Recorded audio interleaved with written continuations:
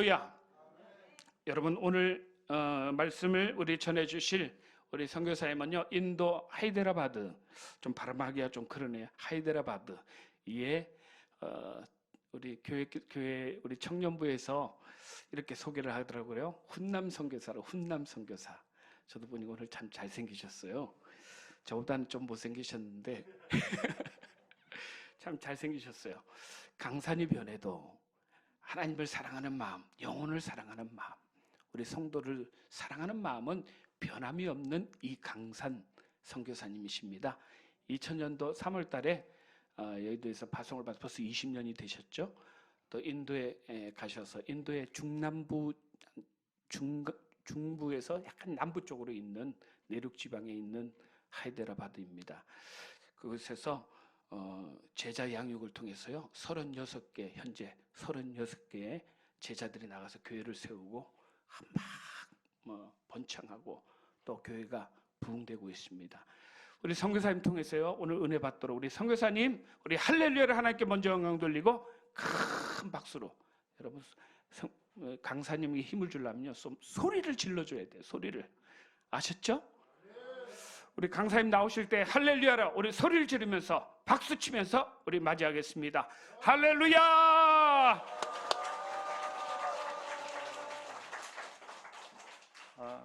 할렐루야! 이렇게 큰 환호성을 또 받고 또 이 자리에 서게 되니까 또 감동이 됩니다. 제가 마스크를 제가 쓰고, 왜냐면 제가 벗으면 또 너무 놀라실까봐.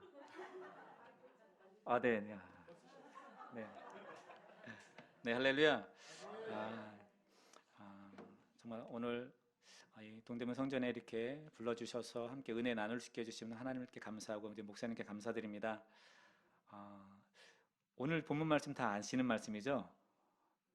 예, 혹시 읽으신 분이 계시다면 집에서도 더 10번 읽으셔도 됩니다. 저희 도움이 어디서 오죠? 옆집 아저씨인가요? 아니면 좀 이렇게 이렇게 정치인인가요? 아니라 정말 천지를 지으신 그 야훼 하나님에게서입니다. 그러면 저희들이 그럼 무엇을 하면 되죠?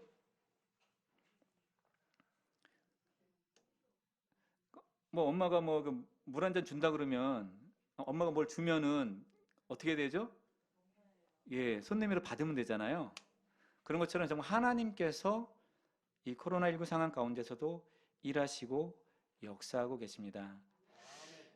근데 사실 저희들이 코로나가 이게 짧은 기간이 아니라 되게 긴 시간이었는데, 정말 전 세계에서 정말 많은 나라에서 정말로 좀 부르짖고 고통당하고 있습니다. 어떤 지난 한 해 가운데 어떤 편안하다 아니면 무난하다라고 해서 그렇게 말할 수 있는 사람은 아마 적을 겁니다. 그럼 선교사는 어떻게 지냈을까요? 제가 오늘이 특별한 날입니다. 제가 한국에 들어온 지 만 1년이 되었어요.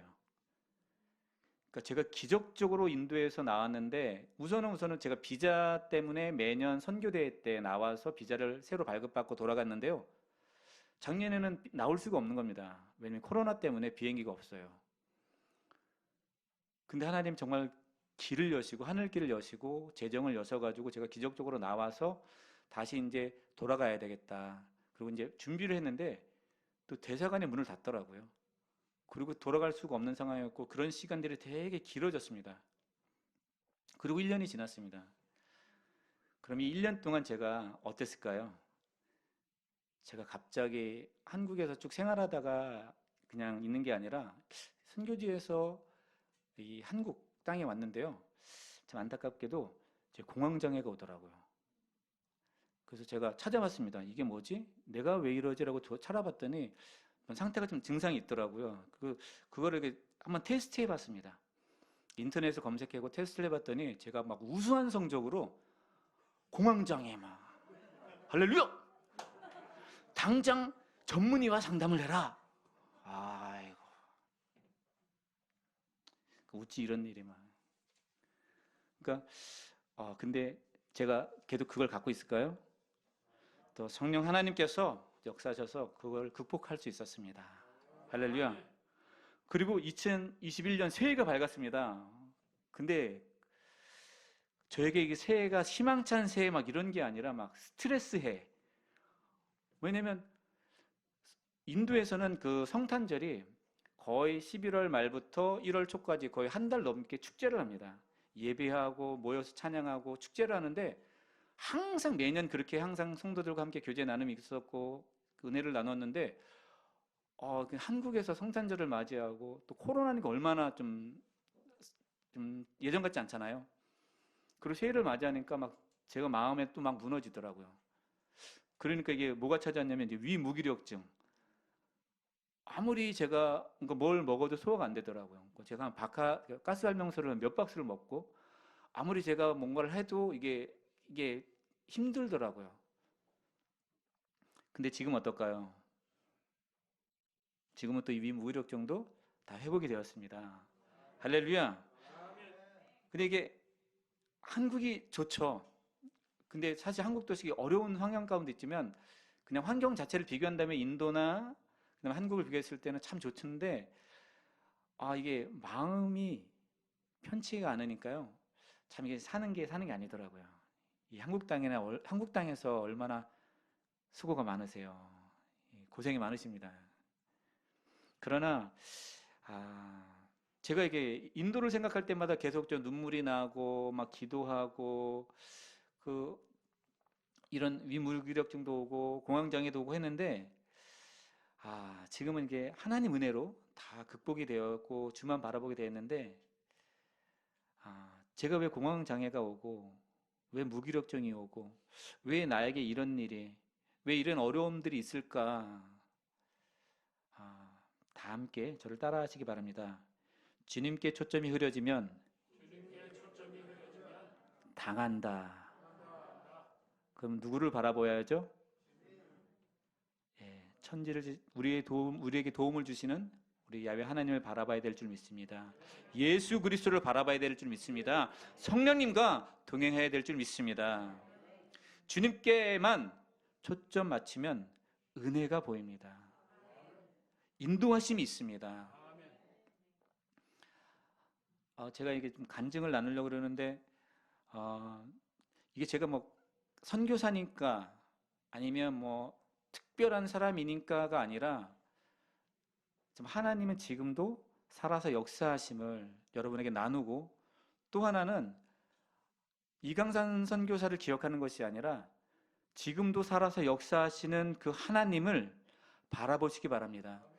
누구누구에게 임하신 하나님의 은혜와 역사가 아니라 지금도 그분이 살아계시구나. 지금도 역사하심을 붙잡고 나아가는 저와 여러분이 될 줄 믿습니다.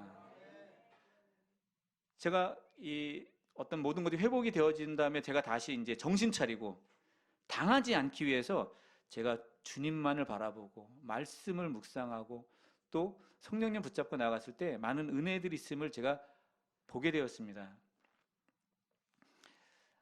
제가 이제 이 동대문 성전에 이제 이전한다고 제가 이제 올라오기 직전에 말씀을 들었는데 정말 하나님께서 이 모든 사역과 그 다음에 모든 것들을 주관하심을 제가 보게 되었고 고백했습니다. 제가 30살에 나가서 20년이 지나면서 성령님께서 이 선교를 주관하시는구나를 보았습니다.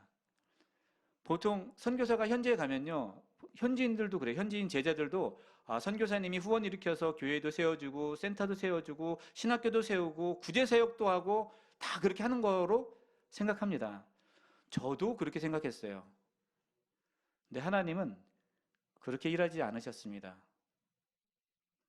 제가 기도하는데 이제 인도에서 이제 교회를 개척하고 제가 사역을 하는 가운데 초창기 기도하고 있는데요. 예수님께서 이제 제가 하나님 저희 말씀을 주셨는데 예수님은 교회를 개척하지 않았다. 예수님 뭐 하셨죠? 제자 양육하셨습니다. 할렐루야. 예수님께서 오병이어 기적을 일으키신 다음에 교회 개척하셨으면 초대교회가 엄청난 교회가 세워졌겠죠. 근데 그게 아니라 제자 양육을 하셨더라고요. 그래서 왜 그 말씀을 주셨는 걸 계속 묵상하고 있는데 선교사인 나에게도 제자 양육에 집중하라고 말씀하시는구나. 그래서 제가 교회를 우리 제자에게 위임하고 이제 막 열심히 장소를 찾았어요. 훈련을 할 곳을, 제자 양육할 곳을. 훈련하다 보면 뭐 새벽 예배도 드릴 것이고 뭐 철야 예배도 드릴 것이고 낮에도 강의가 있을 것이고 이런 게 해야 되는데 그 장소를 찾는데 거의 1년이 지났습니다. 왜냐하면 이게 인도는 이게 주연 삼창하면요 난리 납니다. 바로 항의 들어오고요. 그러니까 주연 삼창할 수 있는 곳을 찾아야 되는 거예요. 기독교인 건물주인도 월세를 안 줘요. 근데 하나님이 정말로 인도하셔가지고 저에게 성도 한 명을 보냈어요. 저희 교회 성도 한 명을 보냈는데 저 외곽 지역에 땅이 하나 있는데 변두리입니다. 거기 땅이 하나 있는데 한번 보라고. 근데 인도 사람들 원래 듣기 좋은 얘기 잘해주거든요. 다음 주에 꼭 가겠다고. 근데 절대 안 와요. 한국 사람 밥 한 번 먹자라는 거랑 비슷해요. 근데 그 땅을 보여준다고 하는데 그냥 듣기 좋은 얘기인 줄 알고 지나갔어요. 그리고 제가 오토바이를 타고서 골목을 누비면서 장소를 찾으려고 했는데 장소가 안 나오더라고요. 하나님께서 말씀하신 거 맞고 제자 양육을 해야 되지만 아직 때가 안 되었나 보다 라고 제가 포기했습니다. 뭐랬다고요? 제 열심을, 제 생각을 포기하니까 다시 그 성도가 오더라고요. 저기 땅이 있다고 한번 보라고. 그래서 그곳에 가서 봤습니다. 그때는 외곽 지역이고 또 옆에 마을 하나가 있고 그 다음에 이렇게 한 200m 이렇게 좀 떨어진 곳에 빈 땅이 있더라고요. 그러니까 도로는 다 나져 있는데 비포장도로 도로는 나져 있는데 아무도 없어서 야, 할렐루야 이런 곳이 어디 있나. 이곳에서 주여 삼창을 하든 새벽 예배를 하든 철야 예배를 하든 문제가 없겠다. 참 이 땅 참 좋다. 제가 근데 그때 그 저희 교회 성도 암루타야 인디란데요. 그 성도에게 그랬습니다. 그런데 내가 건축할 돈은 없다. 그렇게 얘기했어요. 그 땅을 보여주면서 그 땅을 쓰라고 무료로 쓰라고 얘기해 줬는데 저는 거기다 대놓고서 건축할 돈 없다고 얘기하고 있습니다. 왜냐하면 제가 그 성도에게 솔직히 얘기한 게 뭐냐면 선교사는 무조건 돈이 많다. 그리고 제가 어디 교회 파송이죠? 뭐 세계에서 가장 큰 교회 뭐 후원 엄청 되게 뭐 이런 상상을 해요, 사람들이. 특별히 이제 인도 사람들은 그런 상상을 하더라고요. 근데 제가 파송된 지는 그렇게 많지 않았고 제가 이런 땅이 있습니다라고 본부에 보고하고 그다음에 선교위원회에서는 또 다른 데 회의를 하고 심사를 하고 뭔가 진행을 하는 과정이 또 길어질 수도 있고 언제 어떻게 될지 모르잖아요. 근데 제가 그 성도한테 솔직하게 얘기했더니 그 아무렇다 인디라 성도가 뭐라고 하는지 아십니까? 그럼 우리가 지어줄게요. 할렐루야! 저는 선교사이기 때문에 제가 본부에서 선교국에서 후원을 받아서 어떤 센터가 세워지고 교회가 세워질 줄 알았는데 인도 성도가 지어준다는 거예요. 그래서 저도 종자씨를 심었습니다. 종자씨를 심고 그 성도가 약 1,600만 원을 들여서 20년 거의 한 15년 전입니다. 1,600만 원을 들여서 센터를 세워줬어요. 그래서 거기서 예배를 드리는데 거기에 작은 홀 하나, 방 2개, 그 다음에 이렇게 화장실 부엌 이렇게 해서 거기서 저기 샬롬 고아원도 하고 그다음에 영상 제자 훈련 학교도 하고 그다음에 하이데라바드 순복음교를 시작했습니다. 그리고 예배를 드리고 있는데 그 작은 홀이 꽉 차면 그 옆에 땅이 있는데 거기다가 교회를 따로 지어주겠대요. 할렐루야. 그 교회가 지어졌을까요? 안 되었을까요? 맞습니다. 또 그 성도가 다시 헌신해가지고 그 교회를 짓더라고요. 그 작은 홀이 저는 언제 찰까 이게 사람이 올까 했는데 사람이 오더라고요. 그리고 정말 감사했던 거는 그 건축해진 그 교회 성도가 매주 늦게 와요. 감사하게도 감사한 겁니다. 왜냐면요 그 자리가 없어서 문 밖에 앉아야 되는 거예요. 제가 성도님 교회가 부흥했습니다. 교회 건축해 주세요 라고 말은 못하고 그냥 의자를 밖에 놨어요. 그랬더니 매주 늦게 오니까 매번 늦게 밖에 와서 앉은 거예요. 그랬더니 이 성도가 이제 교회가 많이 부흥했으니까 건축을 따로 해야 되겠다고 했더니 제가 아멘! 하고 그걸 교회를 건축했어요. 할렐루야. 하나님께서 다 하시더라는 겁니다.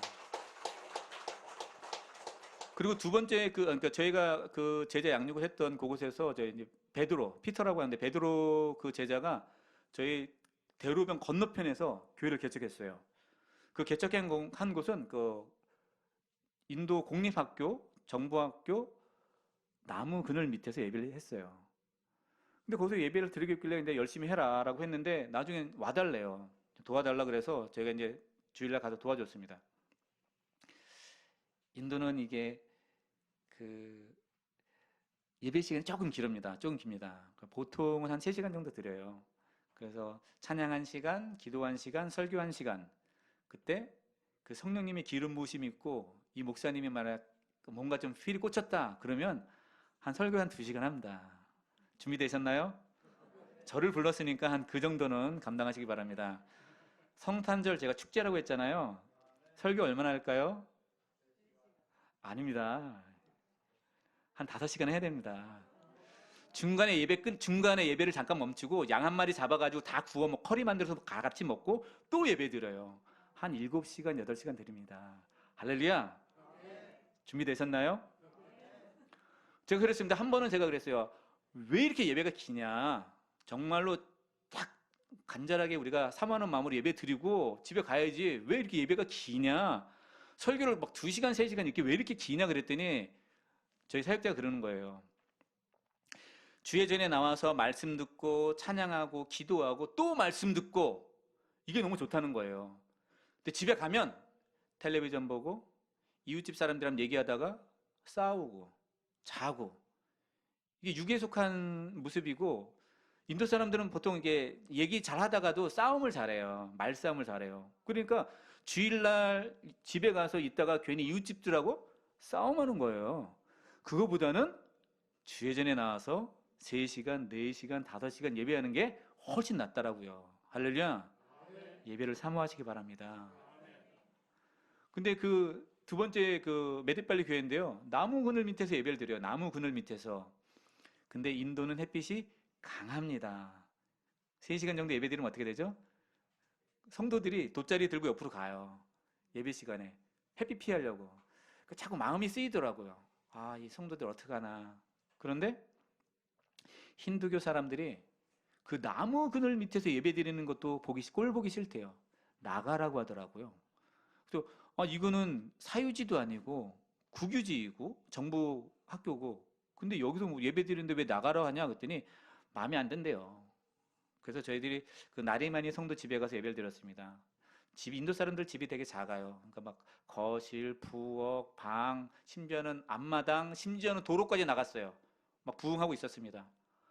그런데 뭐 장소가 없으니까 어쩔 수 없는데 그렇게 예배를 드리고 있는데 6개월 후에 요셉이라는 사람을 만났습니다. 요셉이라는 사람이 만났는데 어떻게 만났냐면 그 요셉이 소문을 들은 거예요.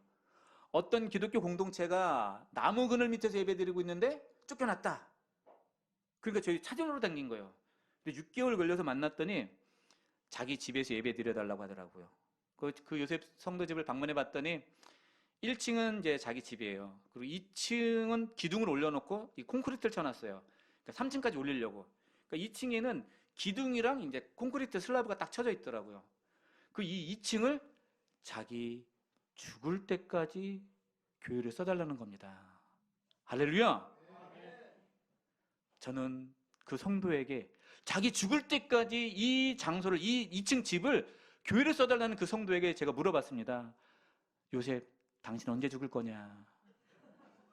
제가 정말 물어봤습니다. 왜냐면 오늘 예를 들어서 창립 예배를 드렸어요. 입당 예배를 드렸어요. 근데 다음 주에 죽었어. 하나님이 데려가셨어. 그럼 그 교회 어떻게 되는 거죠? 계약 기간 끝난 겁니다. 그리고 그 부인과 자녀가 동일하게 그 믿음을 갖고 있을까요? 그건 알 수 없죠. 그리고 제가 그랬습니다. 계약서를 써달라 그랬어요. 왜냐면 저도 이게 보고를 해야 되니까 어떤 장소에서 교회가 개척이 됐습니다. 그럼 교회 주소가 있어야 되잖아요. 그러니까 계약서를 써달라 그랬어요. 그랬더니 이 요셉 성도가 정말 계약서를 써왔더라고요. 10년 무상, 10년 후 재계약. 할렐루야. 10년이 훨씬 지났습니다. 재계약을 했을까요? 안 했어요. 그냥 은혜 가운데 가고 있습니다. 근데 이 성도가 예배 드리는데 2층에서 예배 드리면 좀 높잖아요. 밖에서 개가 짖어도 성도들이 이렇게 말씀 듣다가 다 쳐다보는 거예요. 밖에서 뭐 오토바이나 차가 브레이크를 딱 밟으면 끼익 소리 나면 갑자기 예배 드리다가도 다 성도들이 다 그쪽만 바라보고 있어요. 아버지. 근데 이 요셉 성도가요, 좀 재정이 생기면 벽을 쌓더라고요. 또 재정이 생기면 창문을 달고, 재정이 생기면 이렇게 뭔가 하더라고요. 그래서 저도 재정을 모아가지고 화장실을 하나 이렇게 지었어요. 그리고 계속해서 그 교회를 계속 이렇게 아름답게 좀 가꾸어 나갔습니다. 그렇게 해서 그 교회에서 예배를 드리고 있습니다. 너무 감사하죠. 근데 제가 안타까움이 있었습니다. 왜냐면 그 요셉 성도가 다리의 통증으로 보조기구 없이 걸을 수가 없어요. 그래서 이 사람이 뭐 최근 일이 아니라 어려서부터 그랬었고, 그리고 그 장애인이기 때문에 나라에서 혜택을 받아가지고 공무원이 됐더라고요. 그래서 공무원으로서 다니는데 항상 목발 아니면 보조기구를 들고서 이게 가야 되는 상황이었습니다. 그래서 제가 하나님, 저 어떡합니까? 저 요셉 성도에게 하나님 은혜를, 하나님의 좀 크신 사랑을 좀 보여달라고 기도하고, 또 여름에 또 때마침 그때 교회 청년들이 왔어요. 월드미션 청년들이 와가지고 같이 간절히 기도했습니다. 어떻게 됐을까요? 치료하여 주셨습니다. 그렇게 헌신한 성도가 집을 한 채를 더 사고, 자녀가 막 결혼을 너무 잘하고, 그것뿐만 아니라 개인의 삶 가운데는, 요셉 성도 개인의 삶 가운데는 평생 갖고 다니던 불구, 다리가 아파서 보조기를 사용할 수밖에 없었는데 하나님이 치료하여 주셨습니다. 할렐루야. 근데 제가 믿음이 약해서 가끔가다 물어봐요. 혹시 재발하지 않았느냐? 주여, 하나님을 바라보시기 바랍니다. 저를 바라보시면 안 돼요. 저 같은 사람 바라보니까 자꾸 이렇게 괜히 이렇게 걱정도 하고 근심도 하더라고요. 근데 그 요셉 성도가 발을 디뎌요. 막 괜찮다고, 막 문제 없다고. 그리고 계속해서 헌신하는 걸 보았습니다. 제가 시간이 별로 없네요. 그래서 제가 빨리 이제 좀 식도를 맺히면요. 제가 예전에도 한번 여의도에서도 새벽 예배 단에 세워주셔가지고 그 말씀을 그대로 했습니다. 지금도 한번 그대로 하겠습니다. 제가 이제 개척된 교회는 36개였습니다. 그럼 건축된 데는 몇 군데가 있을까요? 22군데가 있습니다. 할렐루야! 그럼 건축된 곳이 22군데가 있고, 지금도 건축이 진행 중인 곳이 5군데가 있습니다. 할렐루야! 근데 여의도 순복음교회에서 단 한 번도 공식적으로 지원받아서 건축된 교회는 없습니다. 교회 청년들이 와서 헌금해주고, 제가 알지 못하는 장로교 집사였어요. 얼굴도 못 봤습니다. 갑자기 이렇게 헌금이 들어오고, 또 기도하는 가운데, 그러니까 재작년이었습니다. 그러니까 2019년도인데요. 갑자기 교회를 건축하게 되는 거예요. 왜냐하면 인도 땅에서 교회 건축을 허가받지 않고 지으면 그냥 부셔버립니다. 건축이 돼도 부셔버려요. 그러니까 건축 허가가 났는데 교회 건축을 못했어요. 근데 건축 허가를 취소하겠다는 겁니다. 그러면 다시 건축 허가 받는다는 거는 그건 언제가 될지 모르는 거예요. 그래서 이걸 어떻게 해야 되느냐. 그래서 제가 기도하다가 그 20년 만에 처음으로 제가 제 교회 청년들한테 그랬습니다. 교회 청년들에게 지금 건축해야 되겠다. 내가 처음으로 여러분에게 내가 도움을 요청한다. 그리고 페이스북에 올렸어요. 그리고 올려서 처음에 이제 제 아시는 분을 통해서, 청년들을 통해서 뭐 30만 원도 들어오고 꾸준히 들어오더라고요.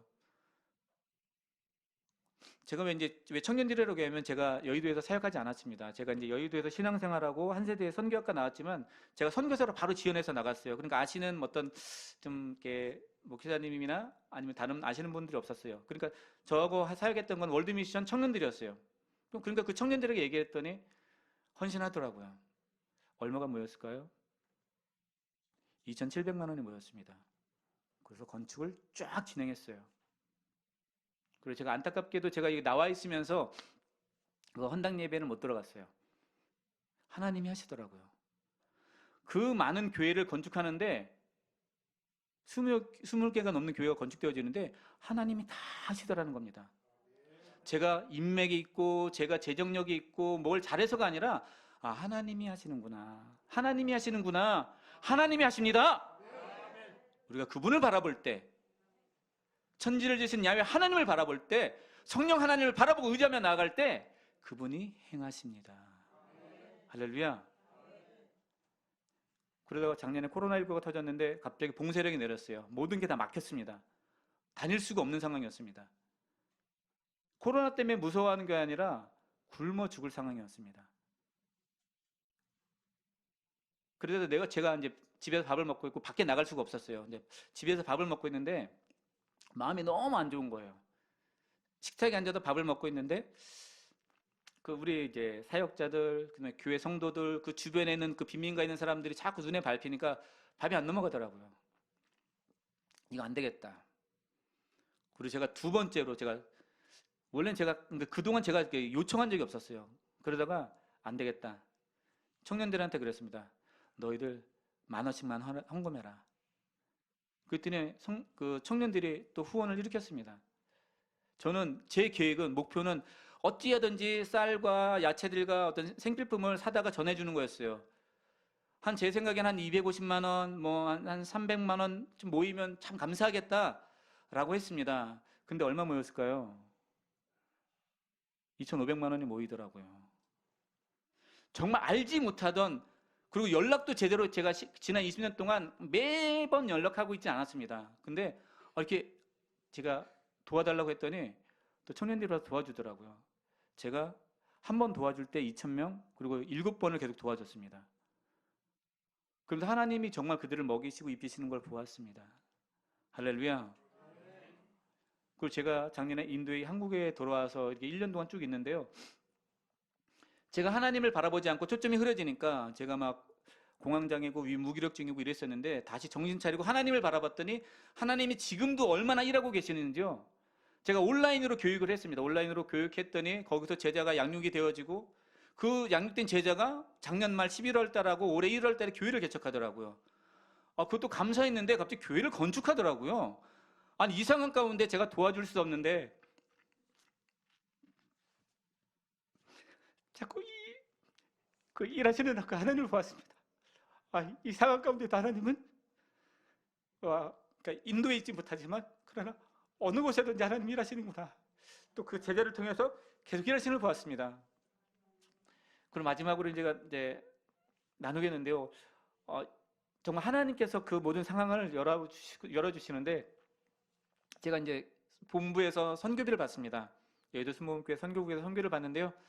제가 한 100%, 그 100%를 받으면 제가 거기서 나눠서 제가 생활비 쓰고 또 거기서 나눠서 이제 사역비를 하는데 제가 한국에 있는데 제가 이거 어떻게 해야 될까 했습니다. 근데 어떤 분이 그러더라고요.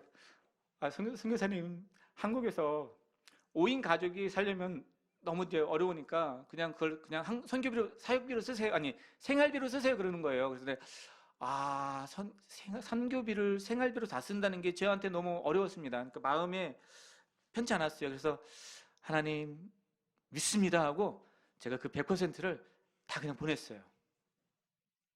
그리고 저희 5인 가족이 살아갔습니다. 얼마나 살았을까요? 지금 1년을 살았습니다. 제가 받고 있는 선교비를 다 인도로 보냈더니 하나님이 이 5인 가족이 어려움 당하지 않냐고 살아가게 하시더라고요. 뿐만 아니라 제가 받고 있는 선교비의 2배, 3배, 때로는 건축이 때문에 더 돈을 더 추가해서 해서 몇 배의 선교비를 계속 보내게 하시고 또 이 한국 땅에서 살아가게 하시더라고요. 그때 또 한번 체험한 게 뭐냐면 하나님은 지금도 만나를 내리시고 메추라기를 보내주시고 까마귀를 보내주시고, 그리고 감사한 거는 이게 초대교회구나. 이게 초대교회 때 그 성도들이 모여서 기도하는 가운데 그 각자 필요에 따라서 그걸 살게 하셨던 그 말씀이 이거구나. 그래서 또 그 하나님께서 또 은혜를 체험하게 하시더라고요. 우리가 이 삶을 살아갈 때 그냥 예전에 그 초대교회, 근데 역사 속에 있는 거야. 성경에 있는 거야. 아브라함의 하나님, 이삭의 하나님, 야곱의 하나님, 그때 그 하나님이 아니라 지금도 살아서 역사하신 하나님 줄 믿습니다. 지금도 우리를 도우고 계십니다. 할렐루야. 이 시간 가운데 잠시 기도하겠습니다. 좋으신 아버지 하나님, 이 연약한 종을 주님 세워주심을 감사하며 지금도 일하시고 역사하시고 저희를 도우시는 그 하나님을 바라보고 나아갑니다. 지금 저희들 코로나 상황 가운데 얼마나 좀 어려움이 있습니까? 고통이 있습니다. 그러나 저희들의 환경을 바라보고 상황을 바라보는 것이 아니라 저희들이 가지고 있는 것을 바라보는 것이 아니라 만군의 주 야훼 하나님을 바라보며 나아가는 저희 되게 하옵소서. 주님, 이 주의 건축들 주님 기억하여 주옵시고 이 주의 성도들 주님 기억하여 주옵소서. 하나님께서 붙잡아 주옵소서. 주님 감사드리며 예수님의 이름으로 간절히 기도합나이다. 이 시간에 이어서 기도하겠습니다. 이 시간에 같이 말씀을 생각하면서 좀 하나님 저에게도 역사해 주옵소서. 어떤 믿음의 선배 아니면 신앙인으로서 다른 사람 이야기를 듣는 것이 아니라 저의 삶 가운데 오셔서 저의 기도 가운데 응답하여 주옵소서. 저희들이 기도하는 다른 저의 상황, 교회 개인의 상황이 아니라 하나님을 바라보고 나아가는 저희 되게 해주옵소서. 이 시간에 다 같이 주여 일청하고 간절히 기도하겠습니다. 주여! 좋으신 아버지 하나님, 이 시간 가운데 기도합니다. 정말 다른 것 바라보지 않게 해주옵소서. 정말 하나님을 바라보며 나가는 저희들 되게 해주옵소서. 정말 천지를 지신 야훼 하나님, 온 우주 만물을 주관하신 그 하나님, 하나님께서 허락하지 않으시면 아버지 하나님 그 공중의 새도 떨어지지 않음을 저희들 압니다. 하나님께서 정말로 그 아름다운 그 들꽃을 정말 관리하시는 걸 봅니다. 저희들이 먼저 그 나라와 그 의를 구하며 나가는 저희 모두 되게 하옵소서. 주님, 저희들의 연약함을, 저희들의 부족함을 주님 불쌍히 여기사 더욱더 주님의 이끄심 가운데 기쁨으로 감사함으로 순종하며 나가는 저희 모두 되게 없었어. 하나님, 저희들이 무엇을 먼저 바라보겠습니까? 아버지 하나님, 저희들이 저희들의 연약함을 바라보지 않게 해주옵소서. 저희들의 부족함을 바라보지 않고 더욱더 주님만을 바라보며 나아가는 저희 모두 되게 없어서.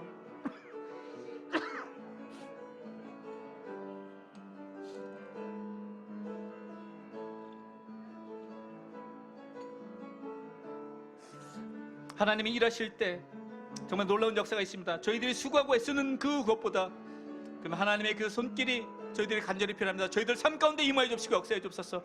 저희들의 삶을, 저희들의 가정을, 저희들의 직장과 사업장을 주님의 손으로 만져 주옵시고 이끌어 주옵소서. 보호하여 주시옵시고 그 은혜와 사랑으로 말미암아 더욱더 베풀고 나눌 수 있는 우리 귀한 동대문 성전 되게 하옵소서.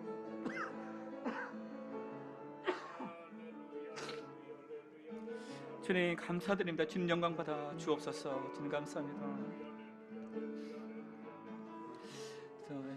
이 시간에 아픈 분이 있으시면 그 아픈 곳에 손을 올려주시기 바랍니다. 문제와 소원이 있으신 분은 가슴에 손을 얹으시기 바랍니다. 하나님, 저희들의 연약함을 긍휼히 여겨주옵소서. 저희들이 환경만을 바라봤던 그런 미련함을 주님 이제 내려놓습니다. 지금도 일하시고 역사하신 그 하나님을 바라봅니다. 그 치료의 하나님을 바라봅니다. 그 손길을 구합니다. 그 인도하시는 그 손길을 놓치지 않게 하여 주옵소서. 저희들의 많은 기도 제목들이 있습니다. 가정의 기도 제목들이 있습니다. 자녀의 결혼의 문제들이 있습니다. 직장과 사업 등 여러 가지 일들이 있습니다. 그런 아버지 하나님, 그 아버지 하나님이 이 모든 기도의 제목들 가운데 응답하여 주실 줄 믿습니다. 하나님, 주님의 날에 주님의 때에 주님 그 기도에 응답하여 주옵소서. 그러하여서 저희들 지금도 일하시는 하나님, 지금도 역사하시는 그 성령님을 붙잡고 나아가며 증인되게 하옵소서. 우리의 삶 가운데 역사하신 그 하나님을 나누는 증인되게 하옵소서. 또한 특별히 아버지 하나님, 이 시간 가운데 그 아픈 곳에 손을 얹었습니다. 아버지 하나님, 정말 주님께서 채찍에 맞음으로 우리가 나음을 입었다 하였사오니 주님, 그 주 예수 그리스도의 보혈로 비로소 덮어주옵소서. 내가 우리 주 예수 그리스도의 이름으로 명하노니 이 병마들아, 이 약한 것들아, 묶음을 놓고 떠나갈지어다. 다시는 오지 마라. 하나님, 온전히 회복시켜 주옵소서. 정말 끊어진 것이 연결되게 해주시고 어그러진 것이 바로 펴져게 해주시고 정말 더 온전케 됨으로 말미암아 그 모든 통증의 근원이 깨끗이 씻어짐으로 말미암아 다시 한번 우리 하나님께서 우리를 만져주시고 붙잡아주시고 세워주심을 체험케 해주시고 그 역사하신 그 하나님을 다시 증인으로서 세상에 나누는 저희 되게 하옵소서. 주님이 항상 함께할 줄 믿고 감사드리고 축복하며 예수님의 이름으로 간절히 기도합나이다. 네, 할렐루야.